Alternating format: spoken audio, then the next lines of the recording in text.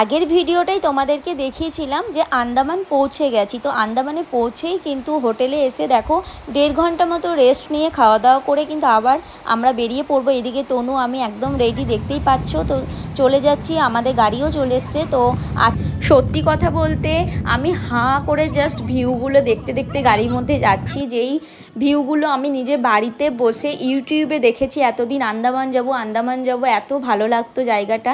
দেখতেই পাচ্ছ আমরা কিন্তু আজকে প্রথম দিনে একটা নতুন ব্রিজে চলে এসেছি, কার্বন ক্রপ ব্রিজ এই ব্রিজটার নাম। তো এই যে এদিকে তনু, শুভ সবাই হাই করছে ব্লগে।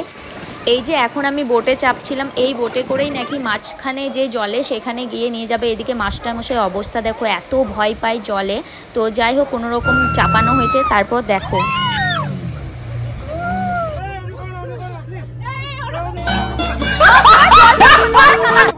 মাস্টারমশাই এত ভয় পাচ্ছিল, মুখটা দেখো কি অবস্থা। বলছে আমাকে নামিয়ে দাও, আমি ঘর যাব।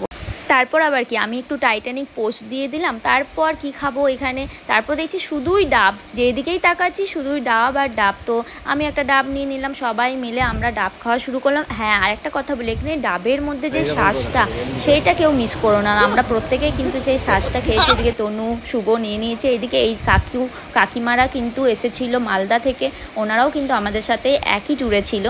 তো এইদিকে আবার আমরা ওই বিচে থেকে চলে এসেছি সেলুলার জেল, আন্দামানে যেটা সব থেকে দেখার মতো সেলুলার জেল। তো সেখানে আমরা এসেছি। তো আজকে আমি তোমাদেরকে সেলুলার জেলটা দেখাবো।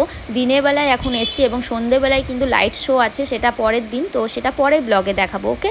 তো চলো এখন আমি চলে এসেছি সেলুলার জেলের ভেতরটা, জাস্ট দেখো। তো এখানে কিন্তু ফার্স্টে একটা ম্যাপ দিয়ে দিয়েছে ঢুকেই। তো যেই ম্যাপটা দেখে দেখে তুমি কিন্তু পুরো সেলুলার জেলটা ঘুরতে পারবে। আর হ্যাঁ, তোমরা কিন্তু যদি মনে করো গাইডের সাহায্য নিয়ে তুমি সেলুলার জেলটা পুরোটা ঘুরবে, এখানে গাইডও পাওয়া যায়। আর এই দিকে ছিল কিন্তু একটা রুমের মধ্যে আগেকার যে ঘটনাগুলো আমাদের ঘটে গেছে সেইগুলোই কিন্তু ছবি এঁকে তার মধ্যে লিখে লিখে কিন্তু তুলে ধরেছে। তো চলো দেখি। তো তারপর আমরা ভেতরে আরও চলে গেলাম। দেখো জাস্ট একটা একটা করে রুম আছে, প্রচুর রুম রয়েছে আগেকার যে কয়েদিদেরকে যেখানে রাখা হতো সেই জায়গাগুলোতে। তো দেখতেই পাচ্ছ একটা একটা রুমের মধ্যে এই যে মাস্টারমশাই একবার ঢুকে গেছেন।